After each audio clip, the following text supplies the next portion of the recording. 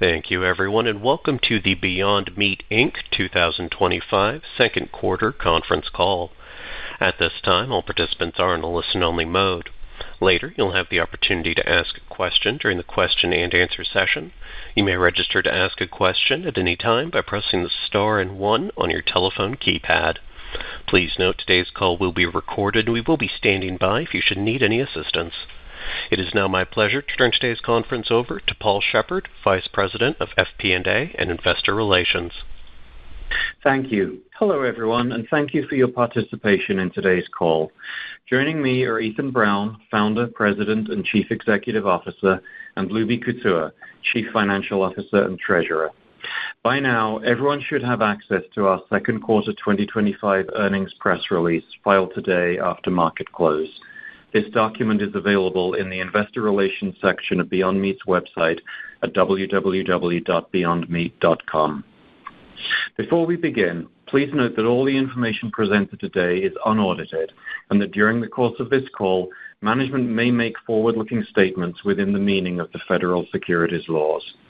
These statements are based on management's current expectations and beliefs and involve risks and uncertainties that could cause actual results to differ materially from those described in these forward-looking statements. Forward-looking statements in our earnings release, along with the comments on this call, are made only as of today and will not be updated as actual events unfold. We refer you to today's press release, our quarterly report on Form 10-Q for the quarter ended June 28, 2025, to be filed with the SEC, and our annual report on Form 10-K for the fiscal year ended December 31st, 2024, along with other filings for the SEC for a detailed discussion of the risks that could cause actual results to differ materially from those expressed or implied in any forward-looking statements today.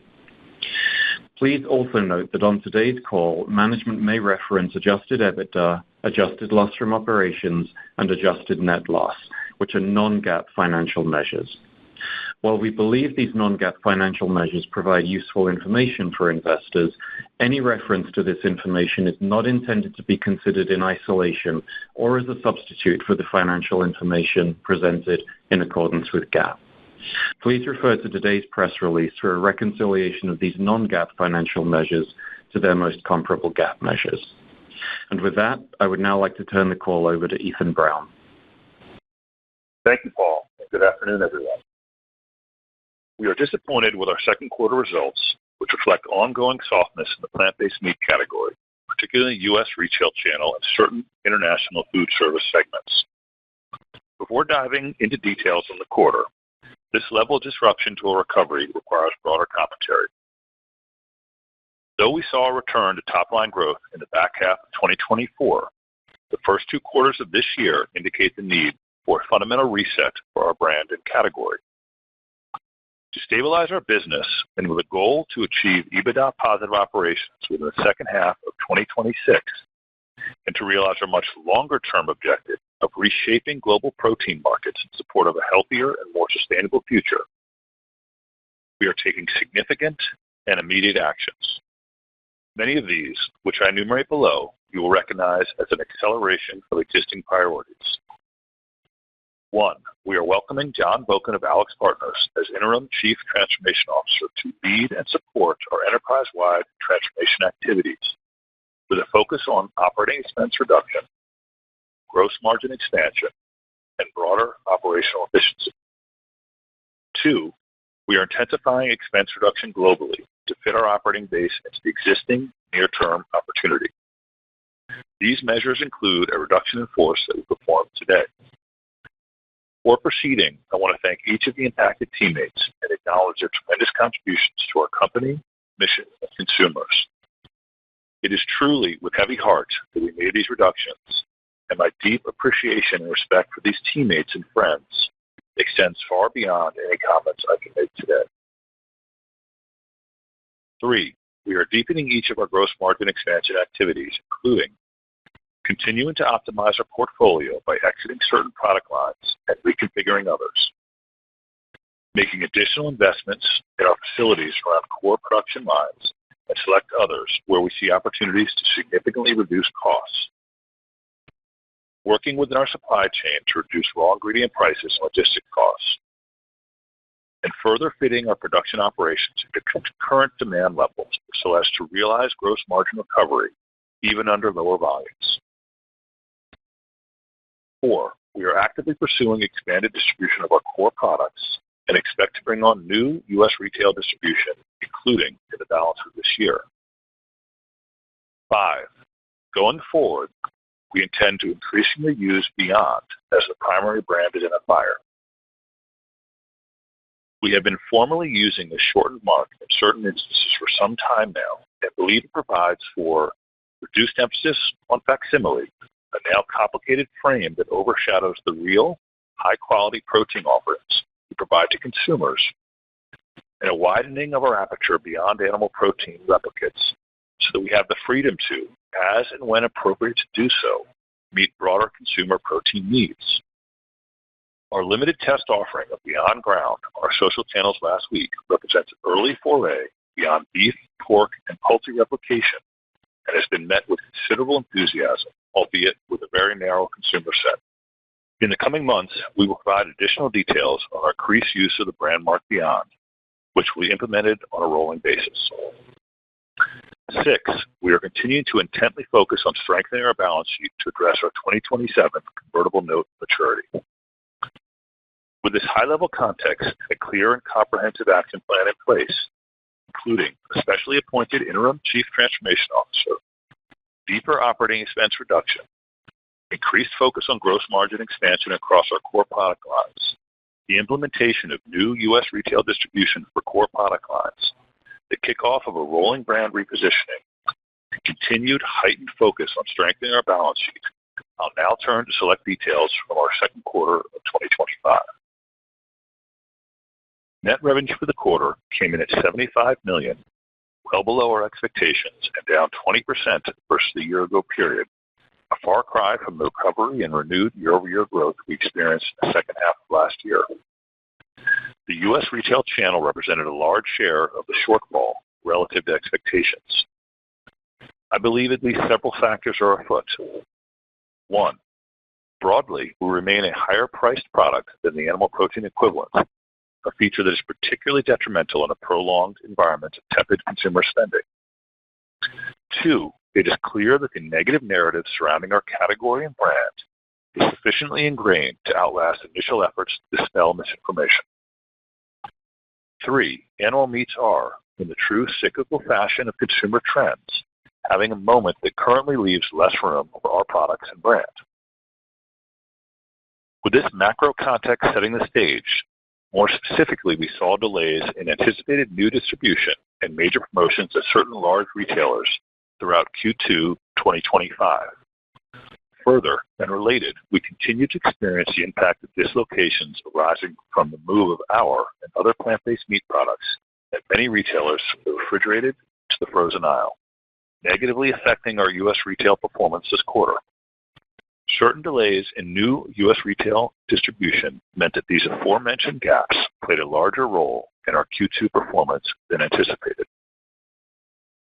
It is important to note that in stores where we have been able to maintain a consistent, consolidated brand presence, we tend to see more encouraging velocity. This point is an important one to consider as we contemplate broader stabilization across U.S. retail. Recall that this has been an enormously disruptive period for our category and brand across U.S. grocery, with instability being the consistent theme for quite some time, from multiple entrants flooding the market only to be delisted, to a general shrinking of shelf space, to a disruptive relocation of the category from the refrigerated to frozen aisle in certain large retailers. As we seek to rebuild our presence across this critically important channel, we are prioritizing consolidated offerings at high-impact chains so we might drive results that are similar to some of our higher-performing current retailers. Turning now to international food service, we lapped significant promotional activity in the year-ago period and saw some pauses and discontinuation of our burger products in certain markets. These changes impact the level and mix of product volume, which in turn has implications for net revenue per pound and gross margin. We expect these and related impacts to continue to exert pressure in terms of year-over-year performance on our international food service channel for foreseeable quarters. Moving down the income statement, as one would expect, a 20% reduction in top-line revenue exerts negative pressure on gross margin, given the reduced volume flowing through our facilities, and the impact this has on fixed cost absorption and COGS. This outcome was certainly the case in the second quarter of 2025 and was further exacerbated by aforementioned and broader unfavorable product mix as we saw a higher percentage of sales from certain lower margin products. These factors, coupled with higher trade spend compared to the same year-ago period and an accelerated depreciation charge equal to approximately 2.2 percentage points resulting from the suspension and substantial cessation of our China operations in the quarter, obscured what is otherwise solid improvement on apples-to-apples production costs, a reflection of the vigorous nature of our ongoing manufacturing cost reduction initiatives. Overall, reflecting these factors, gross margin came in at 11.5% in the quarter, down from 14.7% a year ago. Operating expenses were $47.4 million in the second quarter of 2025 compared to $47.6 million in the year-ago period. Though this registers as only a slight improvement, it's important to note that OPEX this quarter included approximately $7.5 million in expenses that we consider non-recurring or non-routine. Excluding these expenses, one can see a meaningful reduction in operating expense both on a year-over-year and sequential basis. As the aforementioned reduction in force suggests, in our recent entry into 2 separate agreements related to our campus headquarters building that reduce or offset a percentage of our future rent obligations, we are attacking this priority with vigor. Over an appropriate period of time, operating expenses should be squarely viewed in the category of controlling the controllables. We are confident in our ability to continue to drive down routine enterprise-wide expenses to better fit the current revenue opportunity. This disappointing quarter is now thankfully in the rearview mirror, and as you might have gathered, we're using it to deepen and intensify our transformation efforts towards sustainable, EBITDA positive operations within the second half of 2026. Stepping back again to a broader view, I will close with a commentary on where we're headed. First and foremost, as has been the theme throughout my comments today, our second quarter of 2025 requires a deeper and more fundamental reset for our company. You are seeing the thoroughness of this reset across the action items I have emphasized, the appointment and empowerment of a transformation industry veteran for purposes of accelerating our enterprise-wide operating efficiency, including and specifically operating expense reduction and gross margin expansion, to a strategic push to build back core product distribution at certain high-impact U.S. retailers, and in our increased use of BYND as a primary mark so as to open the brand's aperture over time to protein opportunities that fall outside of beef, pork, and poultry replication. The necessity of this reset does not, however, reduce or diminish our conviction or enthusiasm for the future that awaits. I want to be exceptionally clear on this point. We believe the factors that encumber our success today are transient. Just as we recognize that we are a higher-priced item in a period of economic uncertainty and stress, we know that on a material basis, our cost structure will change as we achieve scale. We are, in fact, already in one limited but important instance producing and supplying product at a cost and price that is roughly equal to the corresponding animal protein equivalent. As we get to much higher volumes across our core products, the efficiency of our system will prevail. And all other things being equal, we should be able to underprice animal protein in many offerings. And just as we acknowledge that our products are on the wrong side of a cultural moment, we know that the extreme nature of the current renaissance around animal protein will, as consumer trends do, moderate.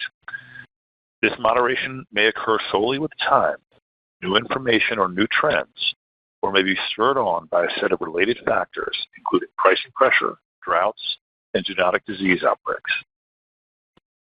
Similarly, even as we continue to do what we can to counter misinformation around our products, including in the short 9-minute film Planting Change available on YouTube, we believe that over time, facts do have a way of overcoming fiction. Consumers do, in fact, bristle at being misled at the expense of their own health, and our products will have the opportunity to be more fairly evaluated for what they are. Looking immediately forward, we will continue to celebrate our brand and our products for the great tasting, healthful, and sustainable addition they can make to the diets of consumers throughout our markets. As the recently released and award-winning Beyond Chicken pieces indicate, with 21 grams of protein, no cholesterol, and less than 1 gram of saturated fat sourced from avocado oil, along with only 150 calories, we provide the consumer with strong macronutrients and ratios using simple and clean ingredients, and we keep getting better at doing so. For example, our recently released Beyond Steak Filet product, available only at select restaurants and steakhouses, provides 28 grams of protein, no cholesterol, and only 1 gram of saturated fat, also from avocado oil, all with only 230 calories. And finally, our recently teased Beyond Ground Original, which does not seek to replicate beef, pork, or poultry, is made with only 4 ingredients: water, fava bean protein, potato protein, and psyllium husk, and provides 27 grams of protein with no cholesterol, no saturated fat, no added oil, and only 140 calories, is, in my view, just the beginning.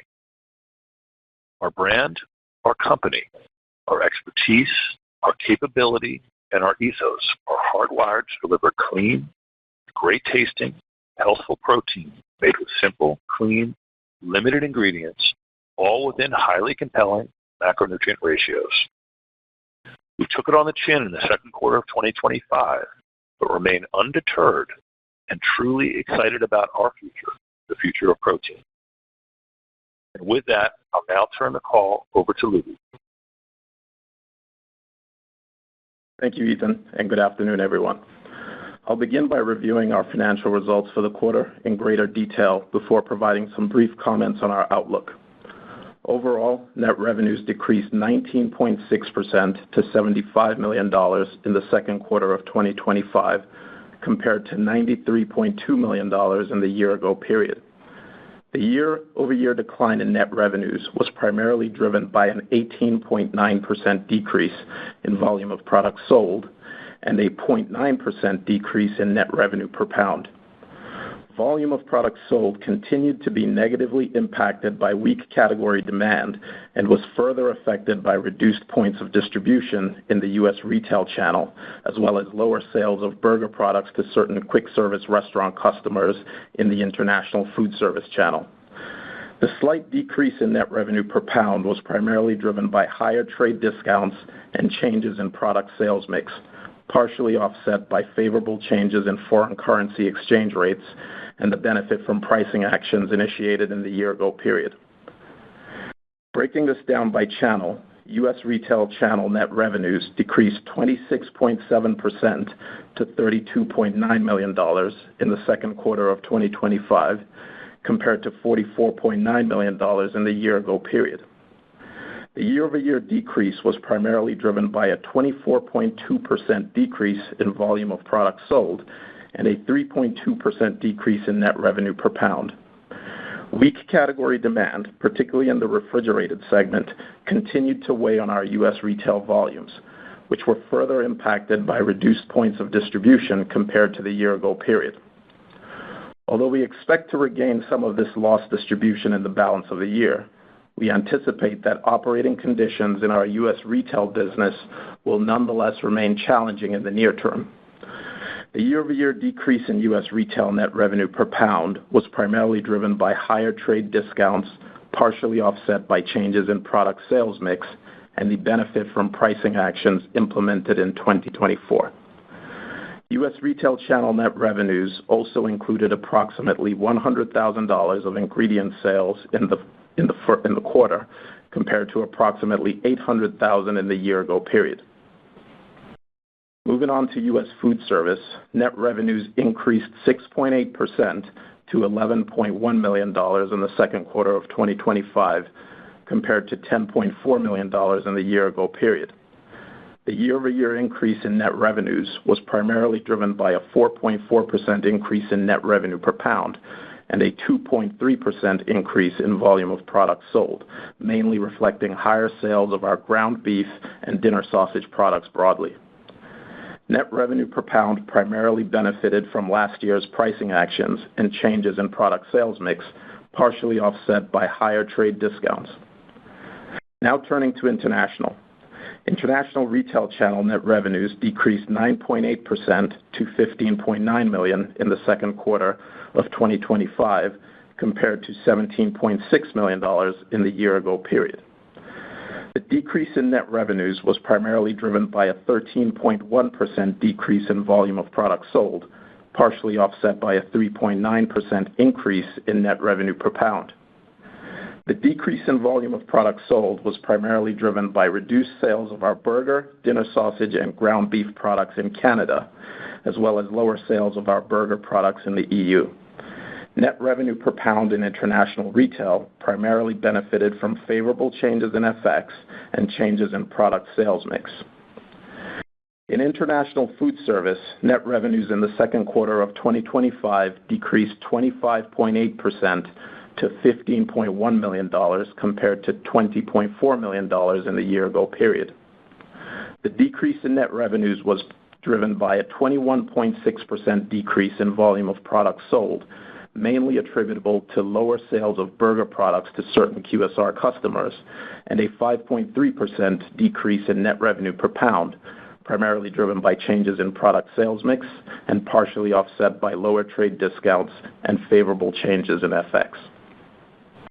Moving further down the P&L, gross profit in the second quarter of 2025 was $8.6 million, or gross margin of 11.5%, compared to gross profit of $13.7 million, or gross margin of 14.7% in the year-ago period. Gross profit and gross margin in the second quarter of 2025 were negatively impacted by the effect of reduced fixed cost absorption given the year-over-year decline in volume, and to a lesser extent, a slight reduction in overall net revenue per pound. Additionally, gross profit and gross margin in Q2 included $1.7 million in expenses related to the suspension of our operational activities in China, which have substantially ceased at this point. After taking into account certain transitory factors and the impact of softer volumes, we are encouraged by the direction of travel of our underlying manufacturing costs, even as we recognize that there's still significant work to be done to achieve our longer-term objectives. Total operating expenses, including R&D, came in at $47.4 million in the second quarter of 2025, compared to $47.6 million in the year-ago period. This slight year-over-year improvement was achieved even as we incurred certain large non-routine expenses in Q2, including $4.5 million in expenses related to retention initiatives, $2.5 million in incremental legal expenses associated with arbitration proceedings arising from a contractual dispute with a former co-manufacturer, and approximately $500,000 in expenses related to the partial lease termination of a portion of our headquarters building in California. Excluding these items, the year-over-year decrease in operating expenses was primarily driven by reduced marketing and selling expenses.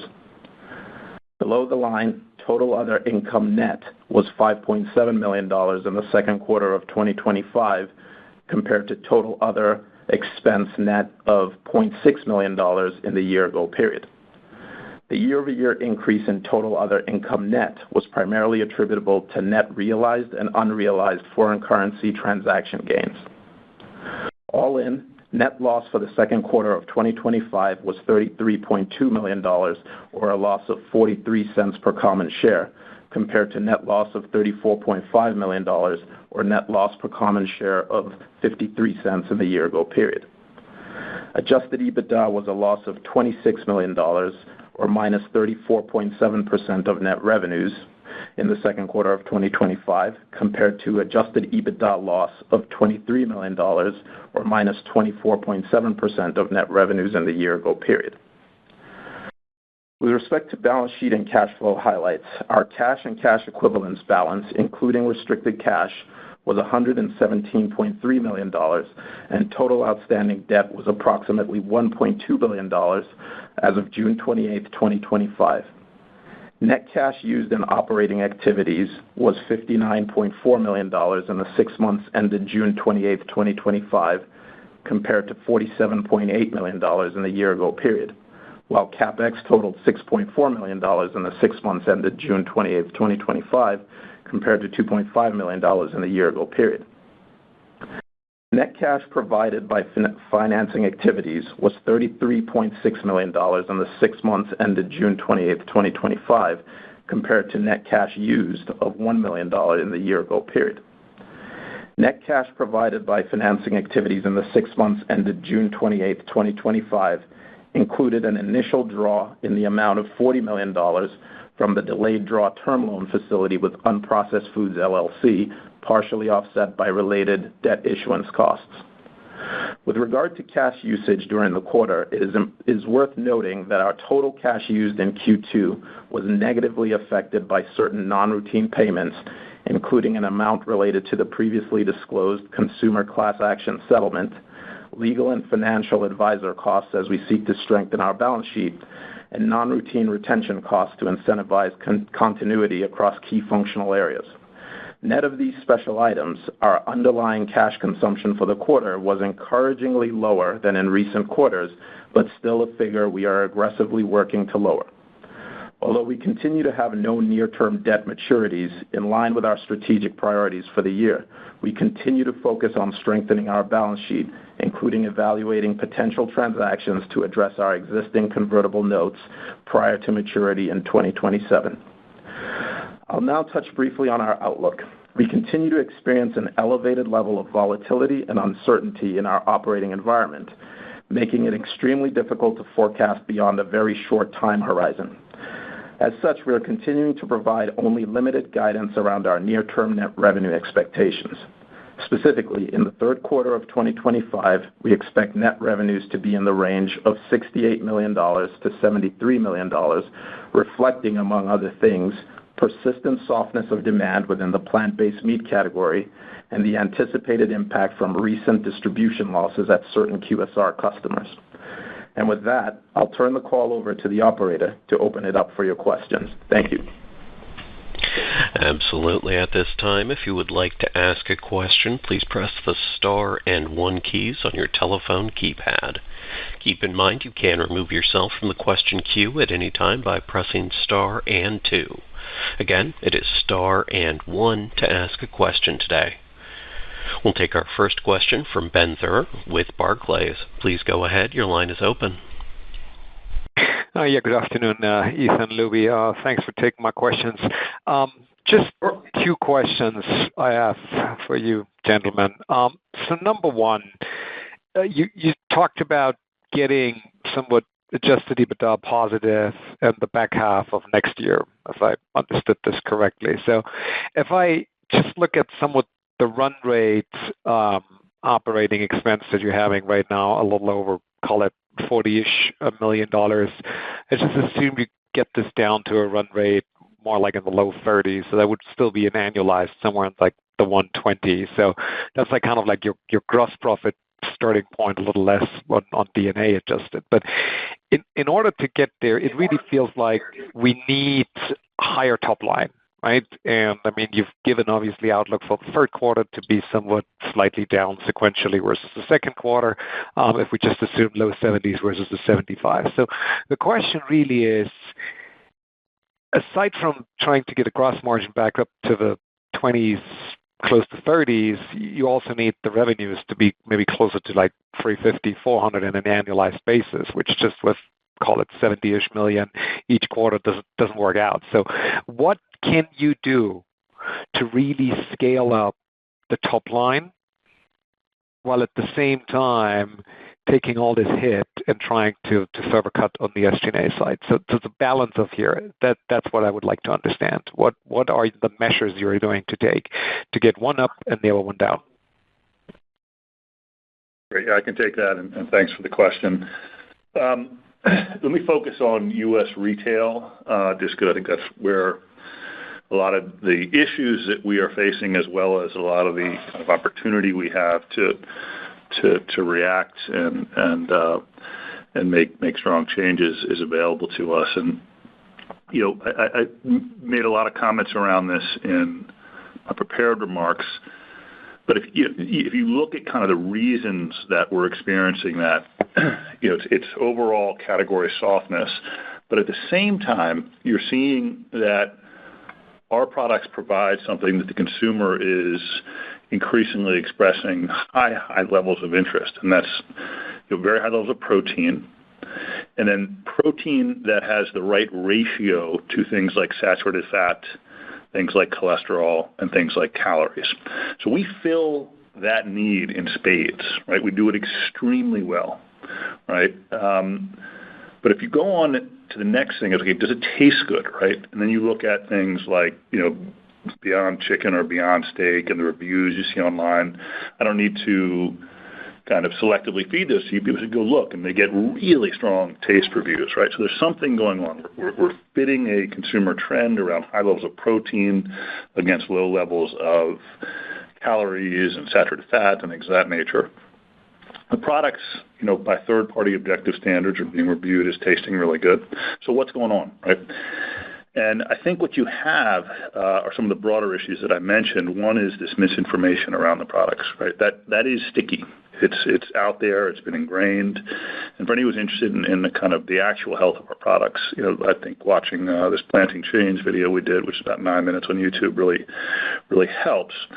But then the second piece outside of the misinformation is really around the pricing structure of our products, right? We are just a higher priced product, and it continues to be an issue in an environment where the consumer is cash strapped. If you look at, for example, our ground beef at, let's say, $9.99 a pound in an average retailer, versus even as ground beef rises on the animal side, it's still, let's say, $7.99 a pound. That $2 matters, right? And so you got the headwind of the misinformation. You've got the headwind of pricing. But over time, those things will start to change. You're starting to see more and more people come out, doctors, universities, national health organizations, say, wait, this stuff is really good for you. Make sure you're including it in your diet.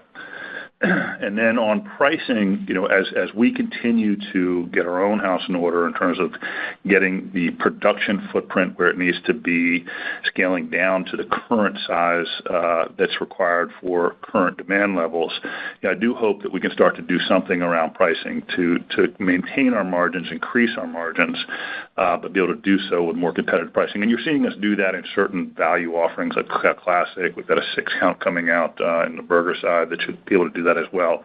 So we can sort of chip away at these issues.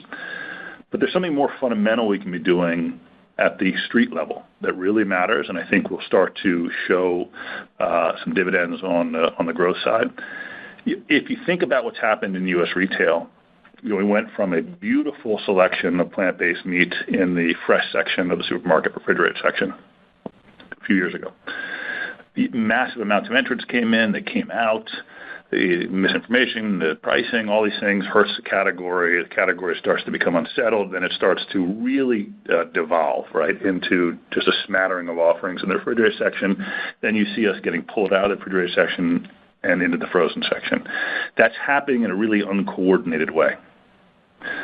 So we're finally now starting to get our bearings in the frozen section where we can build brand blocks. And where we have those brand blocks, you're starting to see much better velocities than you see where we don't have that.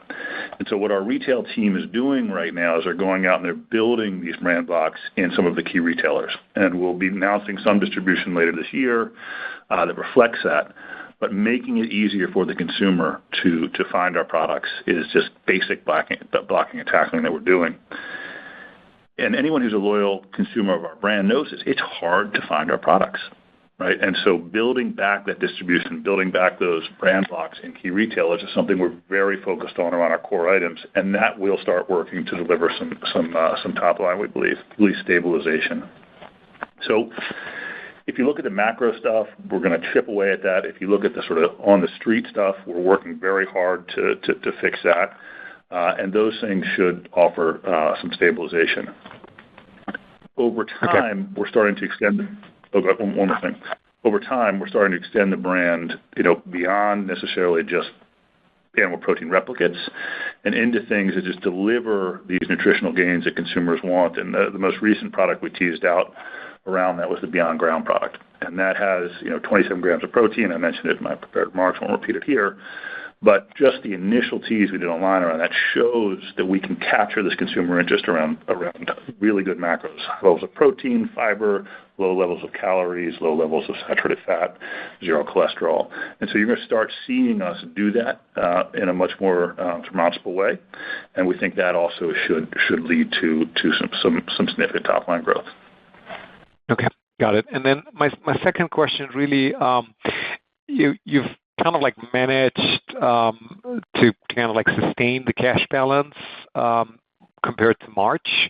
So I was just wondering, I mean, obviously we're still seeing negative cash, and there was a little bit of like offsetting things on the financing side. So just, Luby, maybe you can help us bridge a little bit from the level where we're at right now, to give or take a little over $100 million, plus a little bit maybe in restricted cash.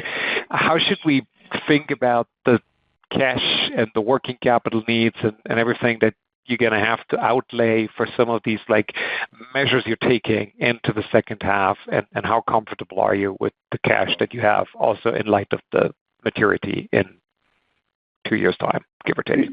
Yeah.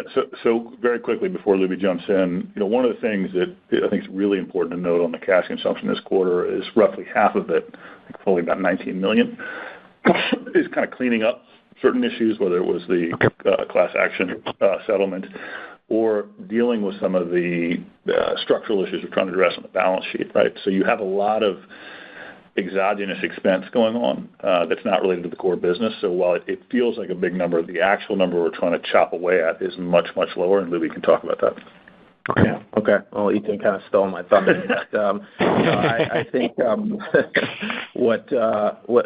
what Ethan said is absolutely correct. That look, if you look at the obviously in the second quarter of this year, we did do our initial draw on the delayed term loan facility, and that was in the amount of $40 million. So if you exclude that, on the face of it, the level of cash consumption looks like it's ticked up on a sequential basis. But as Ethan mentioned, there are some things that were included in Q2, pretty significant amount related to things like, this was the quarter where we paid the class action settlement that we had accrued for in 2024. I mentioned in my prepared remarks, some things we did around retention. We have, right now, financial and legal advisor fees related, to some of our balance sheet, strengthening work streams that we're pursuing, and other items. And it was a significant amount. But I think to get to really the heart of your question, right, we are super focused on, slowing the rate of cash burn. That, you asked the question before about, in your comments about getting to EBITDA positive and how that requires top line. I think that's absolutely right. So, we need to not only stabilize the top line and, eventually get that growing, but at the same time, right, some of the investments that we're making right now in our manufacturing facilities are really geared towards increasing the gross margin profile of the entire portfolio, and taking much more aggressive measures to lower operating expenses, right? And so we announced today the partnership with AlixPartners and bringing on John Boken, and that's really, I think, a symbol of the level of urgency and seriousness that we're placing on, ensuring that we are able to drive out cost from the business as quickly as we can. Got it. Thank you very much. I'll pass it on. Thank you. We'll take our next question from Alexia Howard with Bernstein. Please go ahead. Your line is open. Thank you. Just a couple of questions from me.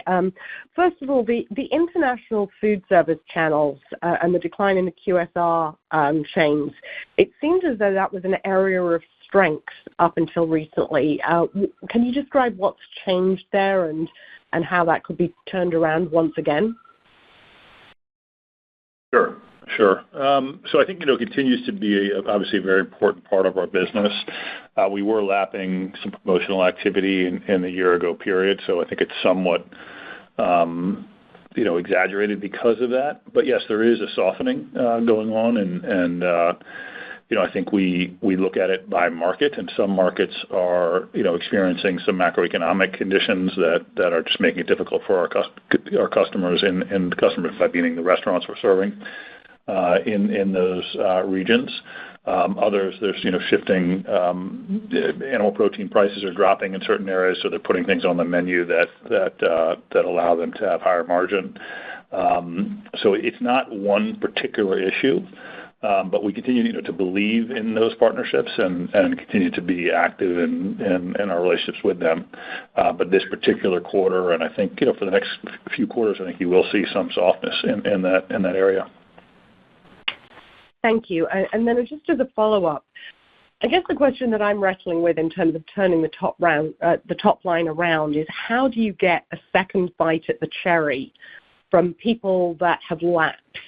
Because obviously there was a time a few years ago where many people were trying the product and they tried it again and again and again, and eventually they just dropped off. And these are the flexitarian meat eaters. And now, I think you mentioned in your prepared remarks, it's a much smaller group of consumers. Is there an issue, or how can you go about getting those folks back?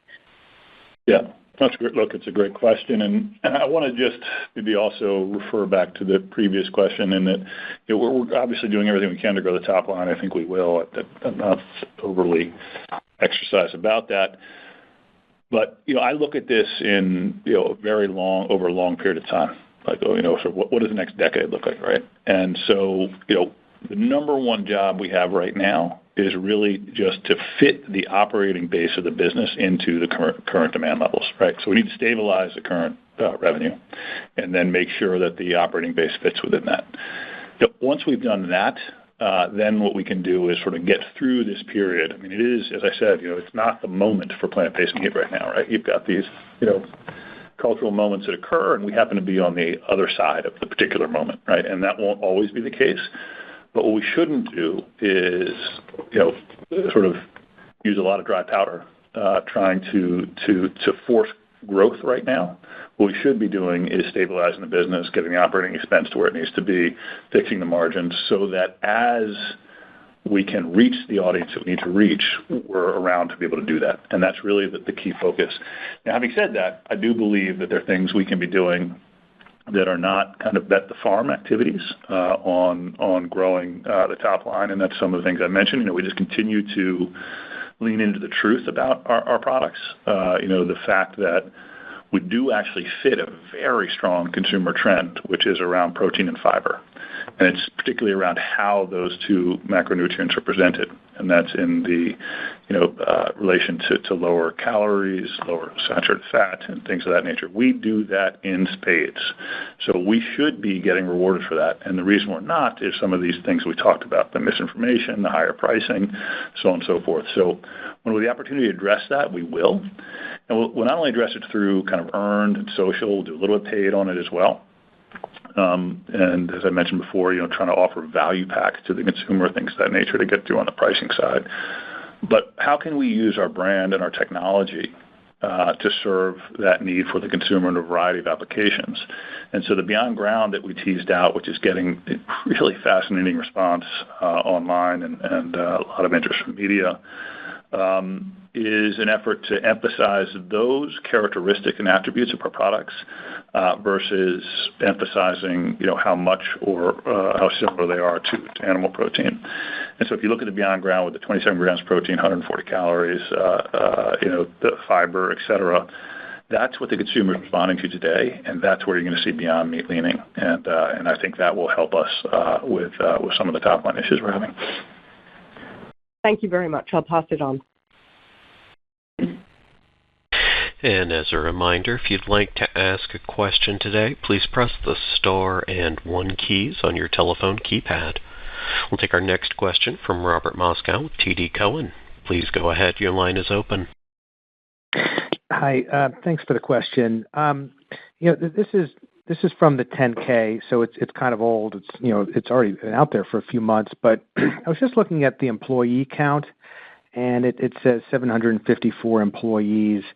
That's down from 2 years ago, but up a lot from 2023 when you had your first restructuring announcement.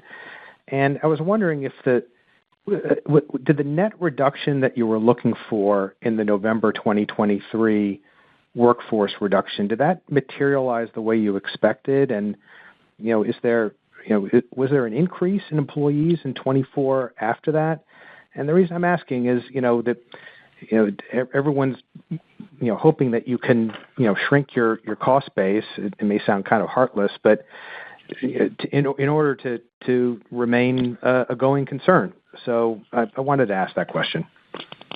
Look, it's a good question, and you might look at that and say, there's been creep. These guys are making these cuts, but then just adding back. That's not what's happening. What's happening is one is the change in composition of our workforce. So a lot of that is production related, and as you recall, we went from 13 co-packers down to 1. And so we have expanded kind of the activities we're doing in our facility. So that's what that looks like. It's not that our headquarters are chock full of people. That's not the case.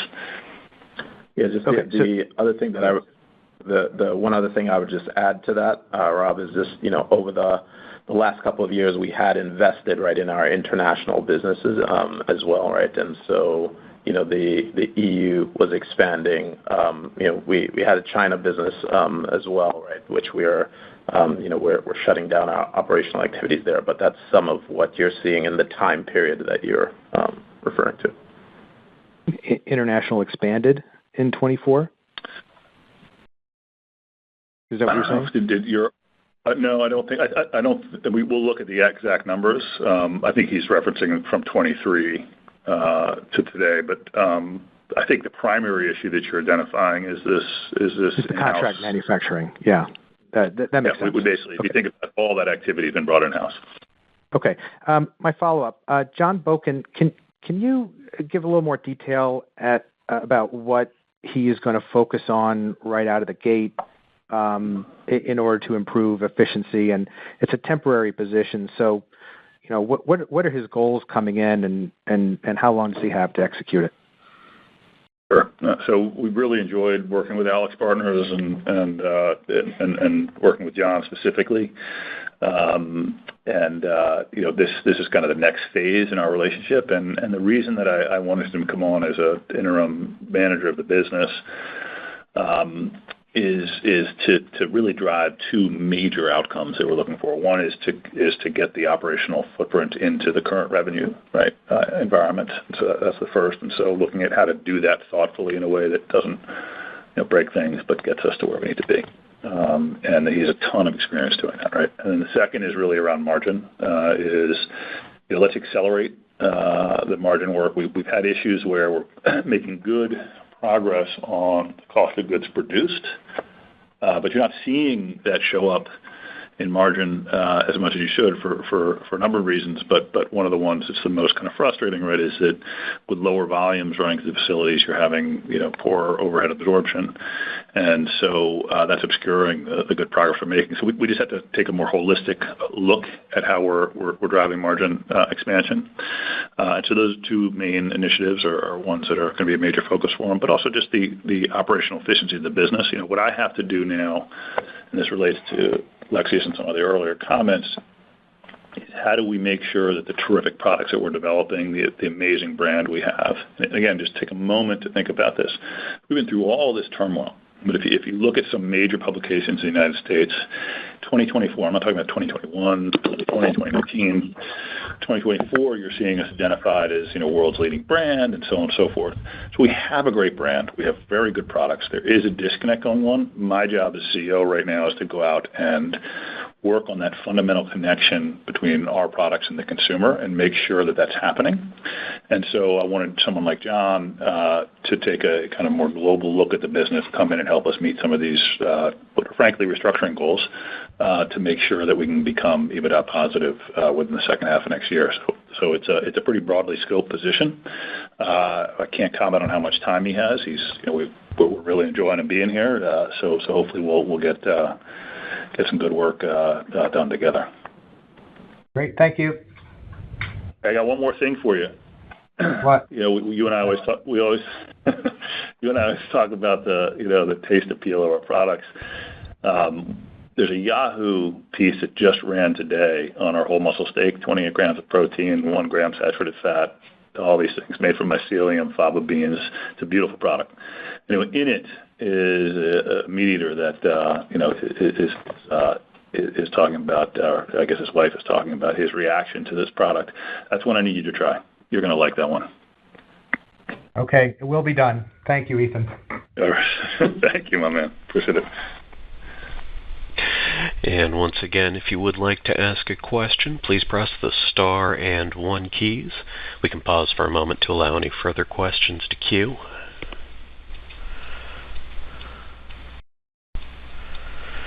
And there are no further questions on the line at this time. I'll turn the program back to Ethan Brown for any closing remarks. No, thank you. Look, guys, this is a tough quarter. As I said, we took it on the chin. Wasn't what we wanted, but I think the reaction is what matters. And if you look at the kind of transformation program work that I outlined, we're busy doing that. We've obviously known about these results and have been fast after it. And I think between the intensified cost reduction, the gross margin expansion initiatives, really focusing on expanding our core distribution, particularly in U.S. retail, and then this opportunity to potentially live outside some of the confines we've been in recently around, looking at things like Beyond Ground and the use of the Beyond brand and protein occasions for consumers. I'm very optimistic about where we're headed, and we've got to get this balance sheet stuff worked out. We're working on that, so making some fundamental changes and kind of a reset for where we are. And as a category leader, I think it's going to be hopefully a productive several years here. Thanks. This does conclude the Beyond Meat, Inc. 2025 second quarter conference call. Thank you again for your participation, and you may now disconnect.